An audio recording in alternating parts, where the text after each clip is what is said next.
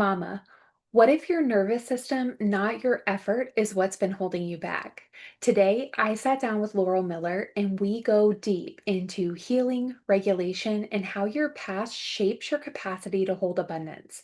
So, if you've been feeling stuck, overwhelmed, or like you're not moving forward, regardless of a lot of hard work, this conversation's for you.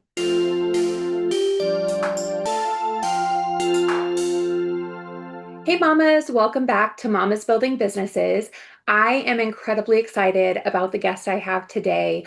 Laural is with me, and she is a trauma informed coach who just helps people overcome trauma and show up better in life and in business.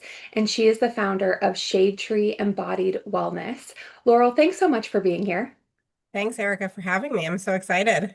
Absolutely. I'm so excited about all the topics that you can talk about. So tell us a little bit about Laural. If nobody has ever met you before, who are you as a mom, as a wife, as a coach and therapist?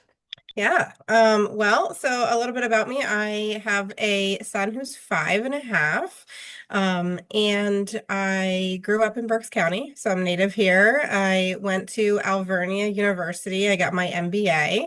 However, I did originally go to college to be a therapist. So it's interesting how my path has sort of wound me back to this space of helping individuals. But I was in corporate America for the first 15 to 20 years of my career in lots of different industries. So, for profit, and then at the end there in nonprofit, always running teams. That was my favorite part of leading people in training, development, and operations. And eventually during the pandemic, I had my son and decided I couldn't wear all these hats and do them well. So I decided it was time to take the leap. I've been a coach for 10 years, but I was always really doing it on the side, part-time, while running a team in a full-time corporate career. So decided it was time, and I here I am all this little bit later and own my own practice in West Lawn.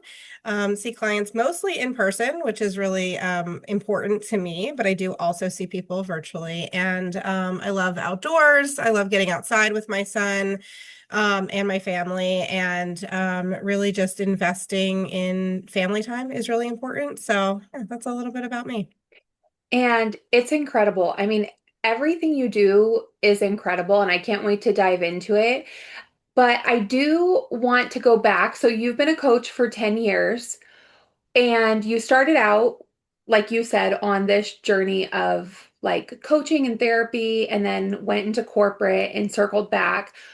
Was there something specific going on in your life that made you want to coach other people? Like what was it that sort of like even just was the catalyst at all for you wanting to get into coaching? Yeah, that's a great question. I don't know exactly what drew me to that at 18 when I really wanted to go there out of college or out of high school into college.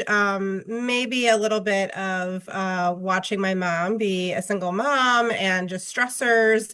And all of that. And just naturally, I think I was a pretty highly sensitive kid growing up. So just caring and really empathetic about other people and their situations, their feelings.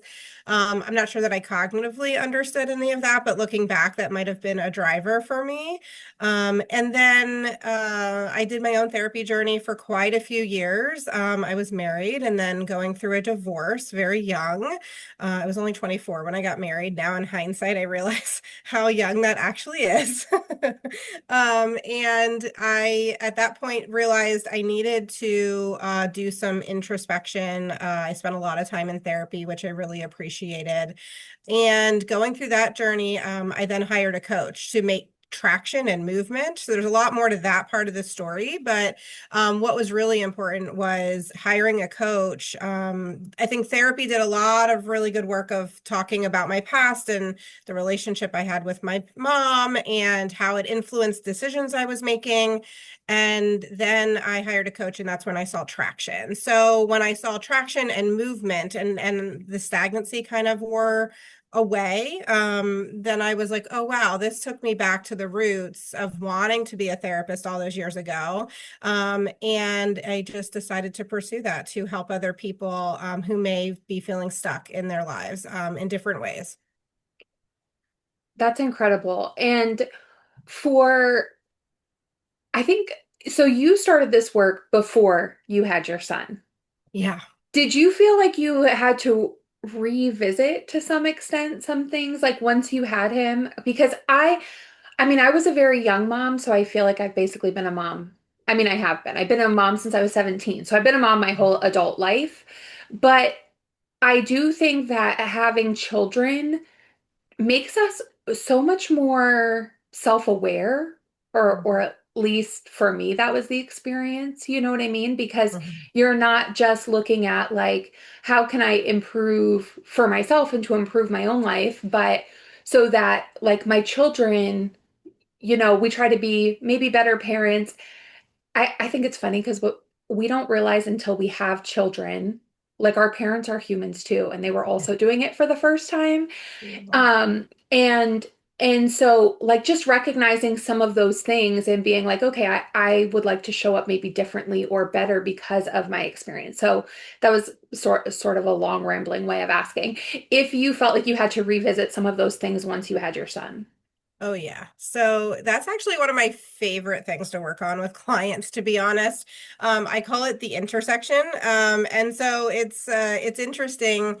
You don't have to be a parent to, I think, in experience this. It could be different parts of your life that evoke these things, but becoming a mom for me, I have a lot of childhood developmental trauma in which I don't feel was validated for a really long time, even by myself. Like I just didn't know.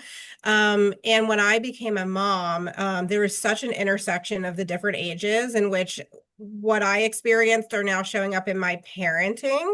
And so I don't think it ends, but I think we become more aware of it. And it's this intersection of like, oh, it might be evoking a little bit of that trauma inside of me or that inner child inside of me at this particular age. And it's interesting to watch and to be a part of because I'll watch like my husband, certain ages don't really bother him, but then certain ages do, right? So it's kind of this interesting, but yes, becoming a mom, definitely, especially if we have any kind of parental dysfunctional relationships, I think it even becomes even stronger. At least that's my lived experience, right? However, yeah, becoming a mom has been really eye-opening, created a ton of awareness, and it helps me like put the mirror up and go, oh, there's still a piece to work on there within myself. For sure. Yeah. That's been my experience too.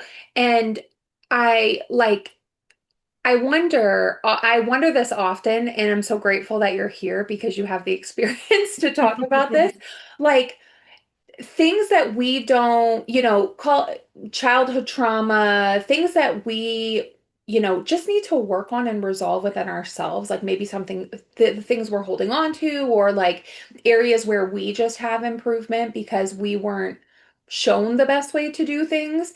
Um, how do you feel that that impacts, especially moms going into like having their own business? Like, Yeah. how do those childhood things, or do you feel that they really impact number one, what we believe we're capable of, but also two, just our mindset? I'm very big on like rewiring my brain for it's like a constant battle. Rewiring my brain for um abundance and just being like safe to hold money and not being in like a fight or flight mode all the time.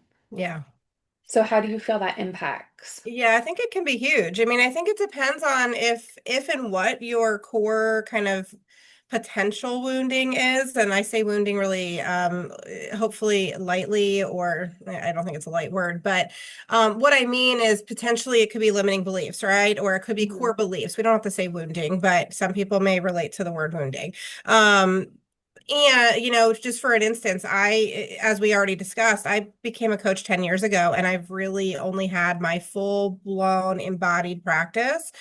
This is going into my third year. So there's just been a ton of Am I capable? Will I be able to support? Some of my experiences in childhood are my mom working three jobs, and my dad was wonderful and in the picture, but they divorced when I was two. So there is always two different sides of my life. And one is, watching a single mom really having to make ends meet and work a lot of jobs and have a lot of scarcity, right? In mindset. And so, I grew up really determined, spent like those first so many years just climbing that corporate ladder in order to find what I thought stability came from, which was money, and it does. Like, let's not be, we don't want to brush over the fact that, when there is a lack of money, it can feel unsafe, right? So I think it's important to acknowledge that, but also to acknowledge like where is the scarcity coming from? And for me, inside my system.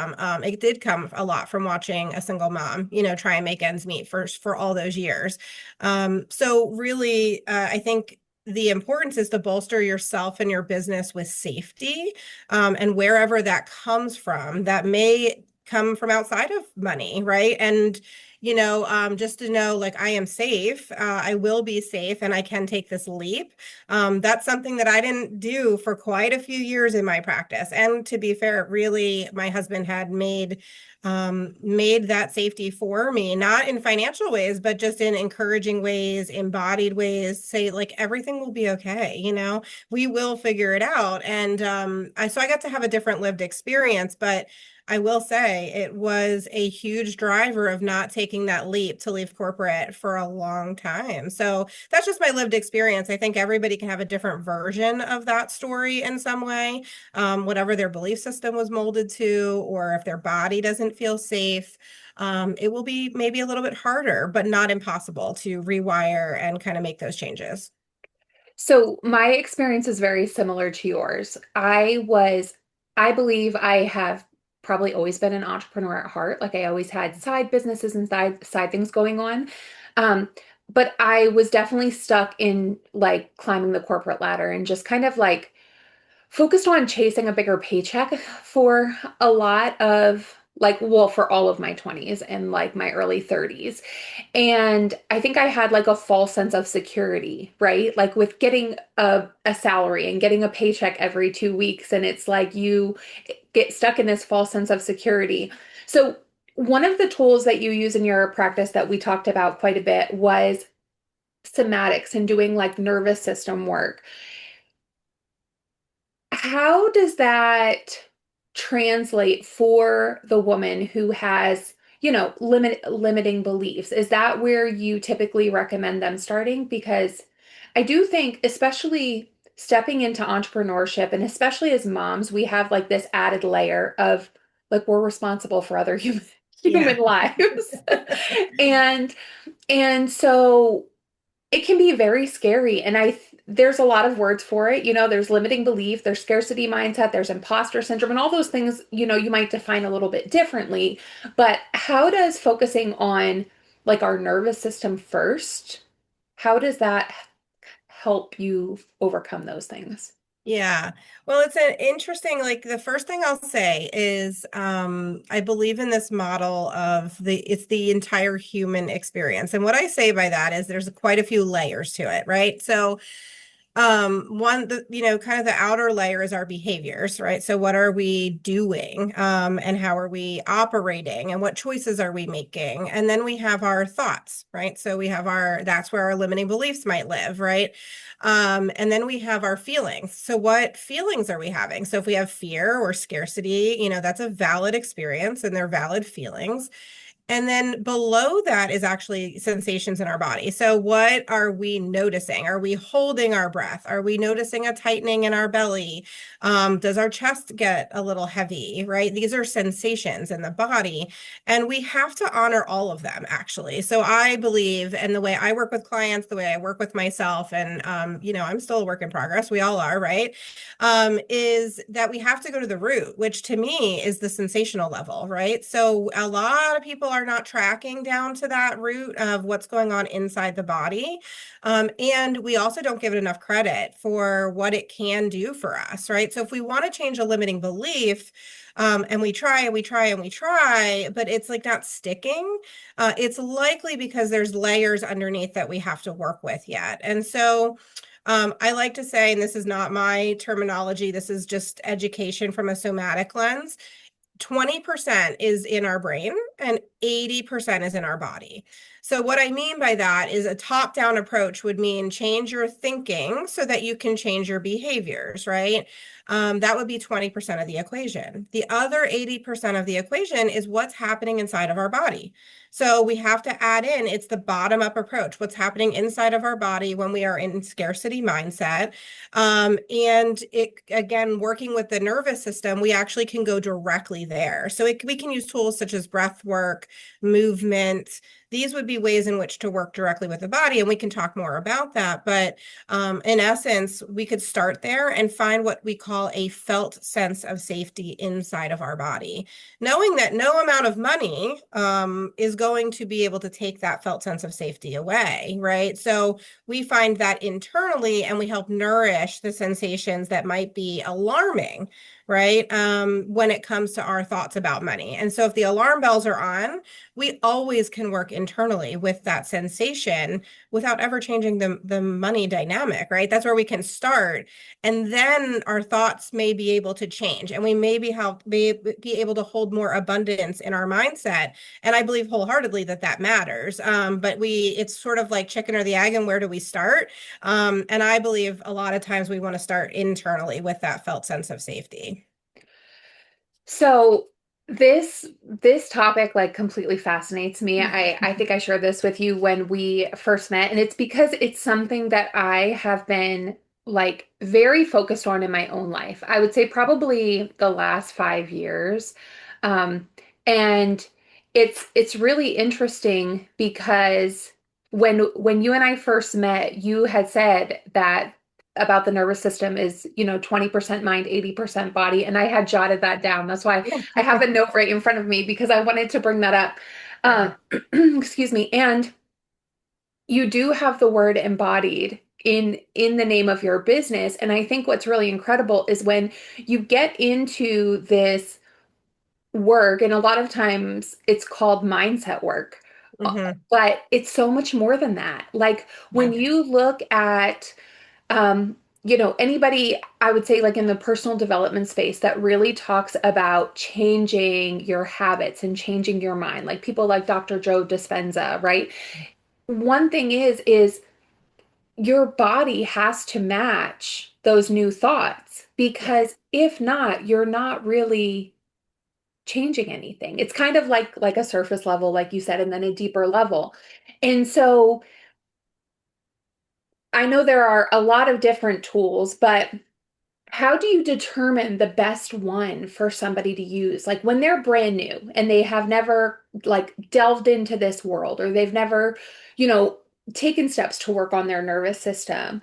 How do you, I guess, um, like how do you consult with them and determine what the best step for them is? Or if they start with therapy or if they start with a coach like you, or like what does that process look like?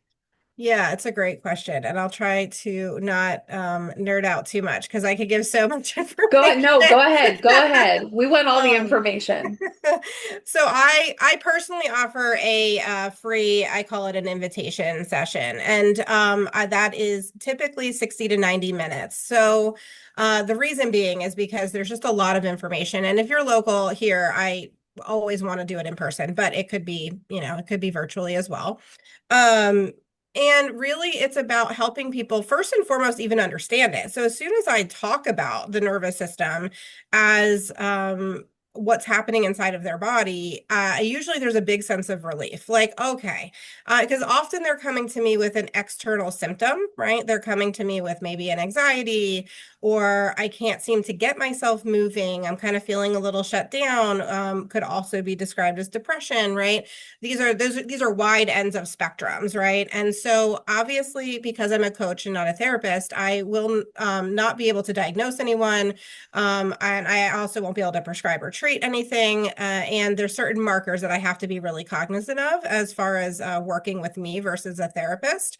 One thing that's really important to say though is I love to collaborate and I love to integrate with other practitioners. So if somebody is in traditional therapy, CBT, or with any therapist, I'm happy to case share notes if we're working more somatically and doing some adjunct work. So that's really important. But to get back to your question, typically there's an assessment, and it really says we call your nervous system states mapping, and we will do some deep dive into your history because oftentimes the way our nervous system has learned to function, we call them basically, they can be called injuries, they can be called traumas, they can call incompletions, right?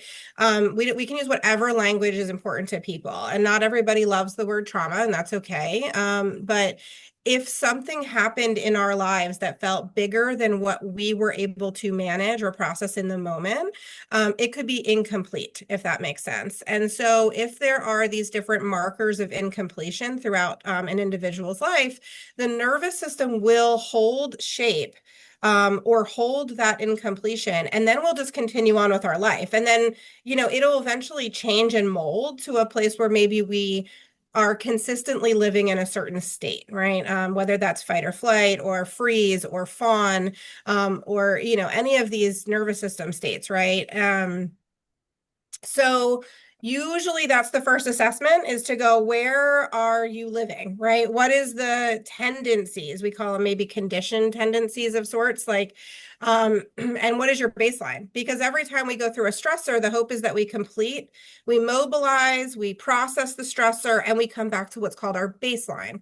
If we don't come back to our baseline, that's where we can consider it potentially trauma or an injury, if that makes sense. So as you imagine, we're all doing the best we can. Our parents have done the best they can. I like to make sure I really reiterate that. We are not shaming any at all in this practice, but what is our baseline? What changed our baseline? And what still needs to be worked with and maybe processed out of the body and completed so that we can find more tolerance in our window of capacity is what we call it in our nervous system, because ultimately the goal is to be flexible. We need to go into these different nervous system states where our bodies are designed to do it.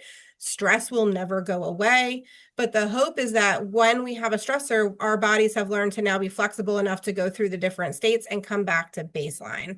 So as a result of that, I can tell pretty quickly, based on some questionnaire and assessments, what tools will work. And also, I like to say my practice is very much co-created with the client. So we have this bucket of tools that I offer in my practice, and their systems are going to tell me, we're going to kind of talk about what would be the best tool. So whether that is breath work is where we need to start. Maybe somebody has chronically held their breath their entire life, or they've breathed in a, reverse manner. That was my story. I remember very often going to the doctor as a child and like nobody could die. They thought, well, maybe it's asthma or that maybe it's none of those things. I just was holding my breath in fight or flight, pretty much my entire childhood. So maybe we have to start there. That is a big foundation. And sometimes breath work can be scary for people. So maybe we don't start there. Sometimes we start with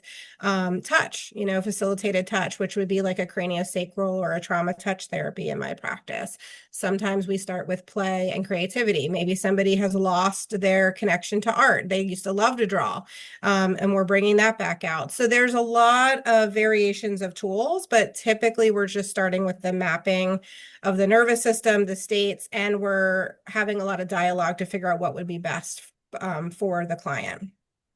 I hope that That's answered so your question. incredible. That's so incredible. So when you were talking about like these cycles that don't really get completed, is that like I feel like especially in more recent years, I've heard a lot of times like, oh, people are like addicted to stress, or they'll say like, oh, I'm addicted to stress, or oh, my mom's addicted to stress, or oh, this person's addicted to stress. Yeah. Is that what that is? Like they're just like not completing that. And so they're kind of always in this almost like a half loop where they're not like coming out of Yeah, like it that could be. heightened, it's almost like a heightened nervous system response. Of 100%. Yeah. And there's a lot that goes in that, right? There's adrenaline, there's cortisol, there's all these like really real physical things happening biologically in our body. And yeah, we can get really accustomed to, addicted maybe, but I think it's a custom. It's like I know myself included. I was just I would do every weekend, it was planned to the T. If this is all the things we're going to do, it was hyper vigilant around getting things done. And it was almost like an addiction. It felt like that. But what really I feel like the truth is that my nervous system, I thought it was almost a facade. I mean, it was a facade, really, but safety came in hypervigilance. I was really good at being hypervigilant. I was really good at being in control of chaos. Really good. I learned that super young. There's a lot of stories I could share as to why that is, but I think it's more of a anytime our nervous system's in a certain state, it's because we're feeling safer there. And that's not necessarily the reality. We want to relearn how to feel safe in calm, right? But there are just a lot of people with their lives and their histories that have learned to feel safe controlling that, that kind of more fight or flight kind of experience in their body. And so I think it is that. I think it's they're accustomed to it and they feel safer there. And kind of it's a rewiring, right, of the nervous system to go, but what if we could feel safe and rest? And that was not my experience in my first, 20, 30 years of life. And so I've had to relearn that. I've had to negotiate with my body and with my brain to say rest is okay. Yeah. Yeah, I feel like I have worked through some similar things, and I'm definitely somebody who has really struggled with control like over the years, and even in the rest. And I think sometimes we don't like, and you can probably speak to this way better than me, but just reflecting on my own life, like there are things that I would never necessarily point out and be like, oh, this was trauma. And trauma doesn't necessarily mean it's like this terrible experience. It just means that it's impacted the way you move forward, right? Like this experience. And what makes me say that is like the rest thing.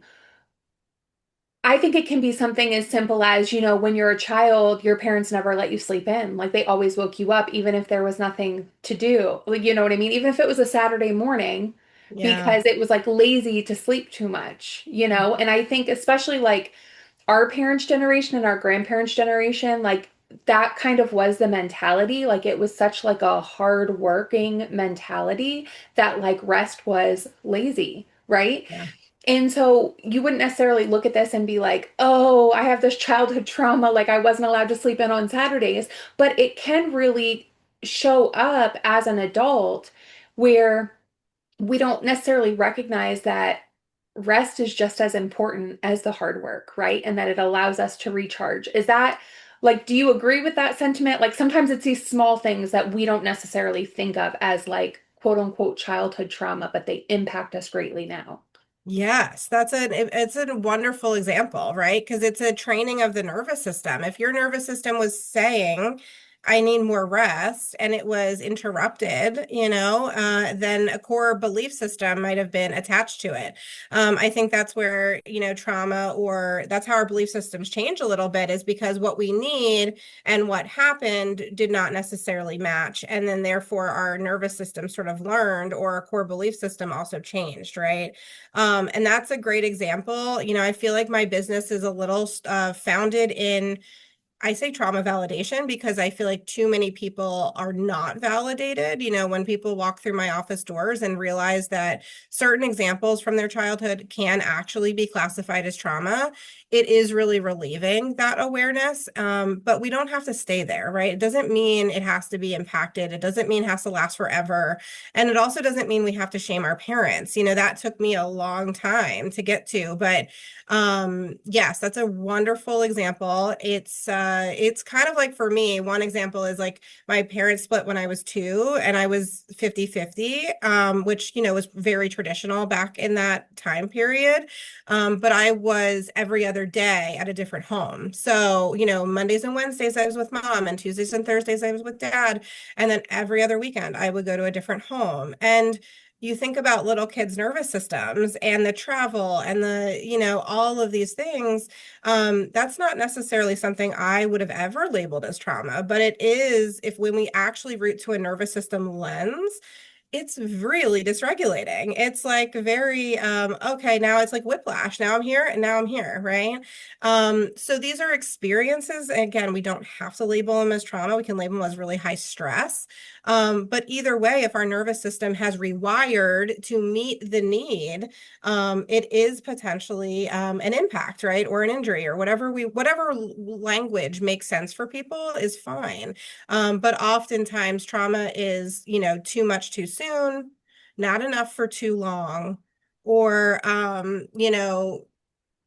I like that one the most, not enough for too long, because I think that's the one that most people in my practice show up for, right?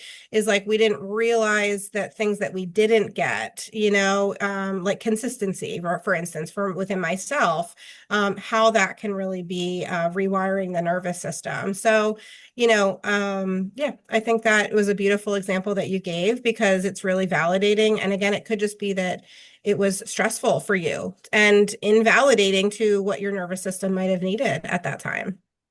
And I think there is like a negative connotation or like a semblance of like pride or ego that comes in that people don't want to acknowledge, like these things. And it could be, I think it's because we hear trauma and we somehow associate it with like victim, Mhm. like being a Mhm. victim. Yeah. Um, and I think there's I think that when you allow that to like deter you from addressing it, it holds power over you, which in turn actually is what makes you a victim. Yeah. Like addressing it and recognizing like oh, I have control issues. Let me dig back and see where this came from and figure out how to release some of that.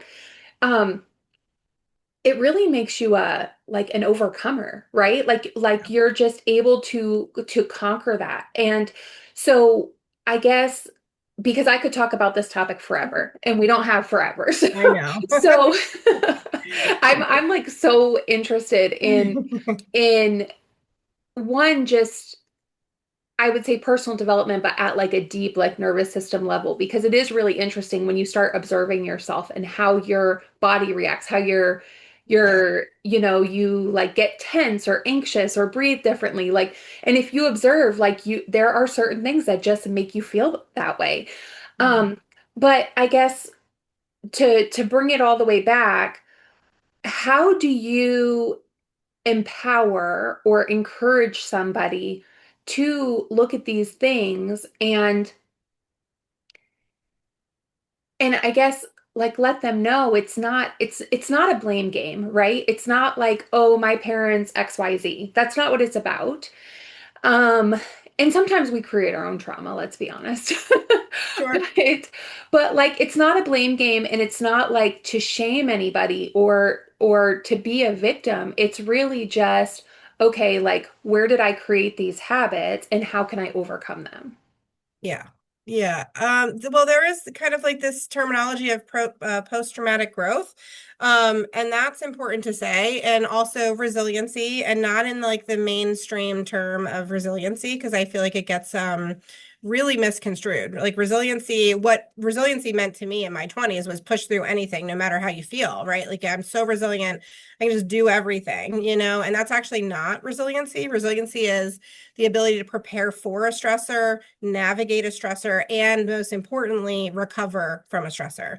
So what do we do before, during, and after? And so that's the resilient part so that we can get back to baseline so we can do it again because life will keep lifing us, is what I like to say. Like things will happen. And so from someone who was diagnosed with like chronic fatigue syndrome years ago, I had to have a real big reality check on like what is resiliency and what does it actually mean.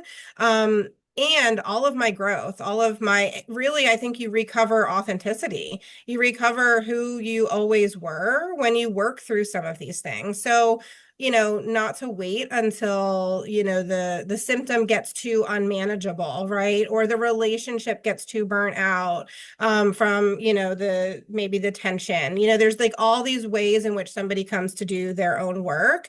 Oftentimes it's like when the thing has gotten too painful or too big, which again is fine, totally fine. Like we do it as long as we do it. But if we're willing to self-reflect anytime in between and go, oh, I wonder what these my life experiences have maybe done a little bit to my nervous system and get curious. There's a lot of growth that comes out of that. Most of the time, at least in the work that I do with clients, in an embodied way.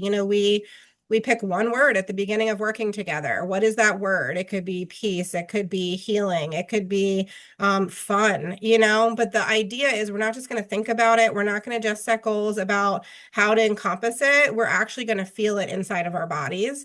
But that takes some work because our nervous systems are still holding on to some of those past experiences, right? And we have to clear them.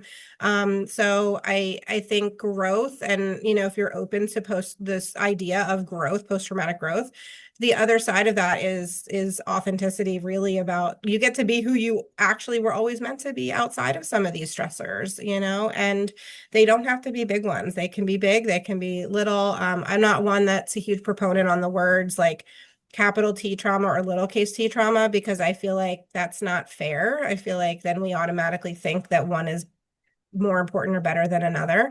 But it can just be lived experiences. What are my lived experiences and how did they affect my nervous system? How are they holding me back from who I want to be or what I want to do? And then do the work, do a little bit of that internal somatic healing. And then we get to decide who we want to be from there. That's incredible. And you said so many amazing things right there, but I do want to touch on two of them. Yeah. So when you were talking about the what the true definition of resiliency is and what we are taught resiliency is, um, I don't think I ever really thought about it before until you said that, but I definitely use the word resilient as like just overcoming anything, like just kind of Mm, like pulling your way through and figuring it out. yeah. But the actual definition that you mentioned is really incredible because it has this level of effectiveness, right? Like how effective are you Yeah. overcoming things? And I think that's so important because it's something I talk about all the time with mamas, with business owners, because I think the last several years, like self-care has been very trendy, and people think Yeah. that self-care is like going to the spa. And sometimes it is. Sometimes it is. But I think especially for moms, because we put ourselves last so often, and we feel that it's selfish to work on ourselves, to Mhm. invest money into ourselves, to take time for ourselves. But the reality is, doing that allows us to be more effective and show up better for the people that we love, the people that depend on us, and the people that we're impacting. Excuse me. So, like for our partners, for our children, for our clients and our business. Yeah. So I really love that you made that distinction with that, with the definition of resiliency. The second thing is, I absolutely love that when you start working with somebody new, you guys pick a word. So that is something, and I don't even know how I started doing this, but that's something I do every year. Like I'm not super big on resolutions just because I think that it's not a light switch that you turn on and off typically. It's why most people, can't keep their resolutions after the first couple weeks of the year.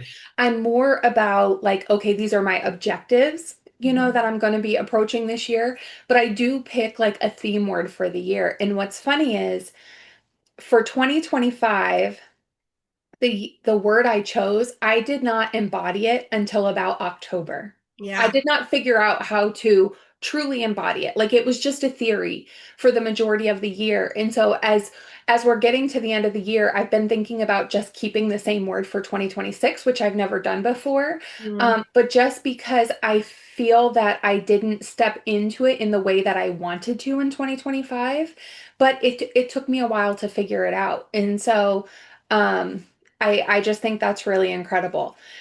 So, okay, to come back full circle and wrap things up, um, and I wrote down a very specific question to end this conversation because I just knew how incredible it was going to be. So, for the mama listening who feels like her nervous system is always in fight or flight around money, around being a mom, just about life in general, what are like a few, I'll call them gentle first steps that she could take to begin finding safety in her own body? Yeah, what a great question. So, thank you for that. I would say breathe. I know how simple that sounds. There's a very specific breath work I use. You don't have to use the same one, but it's the one I teach. It's called Heart Math. They have a free course online. So I love to plug it because it's nothing that you have to pay for. It's just certainly a small investment, but it teaches you to breathe in a way that will reduce that fight or flight in your system. I'm a big proponent of parents or moms having their own calm corner in the house. We talk about calm corners with kids all the time, and I don't know why we don't have them. So find a sacred spot in your home that feels like it's just yours. I have moms who lay on their closet floor on their back and just breathe. And that is enough to find safety in their body.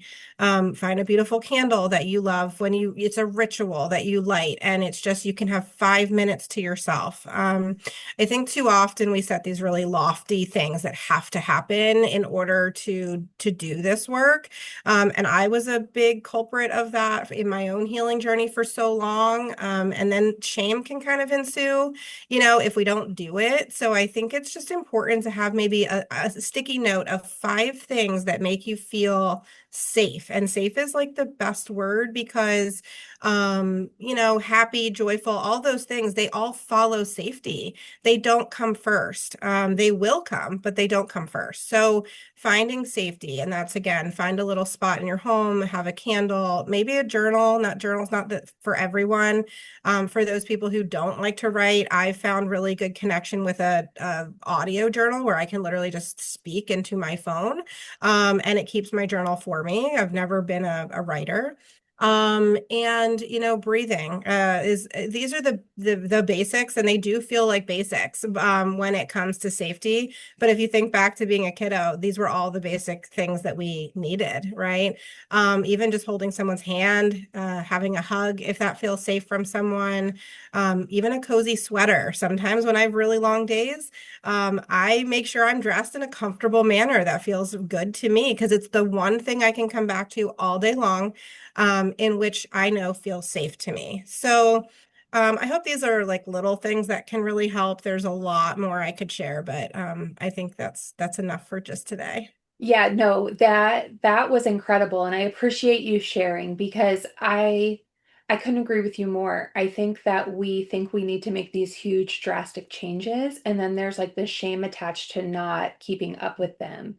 Yeah, So I think that they were incredible and I am going to, for any mamas watching, I will be putting Laurel's socials and website and all of the links in the description so you can connect with her, see ways that you can work with her. Laurel, if you would send me the link to the breath work that you were talking about sure. as well, I'll put that in the description so that it's easy for mamas to find.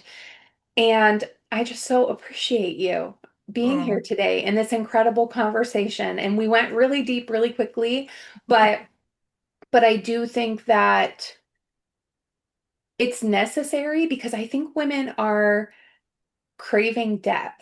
Like Mhm. everybody kind of talks like from a marketing standpoint of this like superficial level that people don't really see results from. Yeah. So I just appreciate you for joining us and pouring into this community. And for all you mamas watching, if you are enjoying seeing conversations like this, don't forget to like and subscribe, and we will be back soon. Thank you so much, Erica. Thanks for Yeah, holding the thank space. you. It's amazing.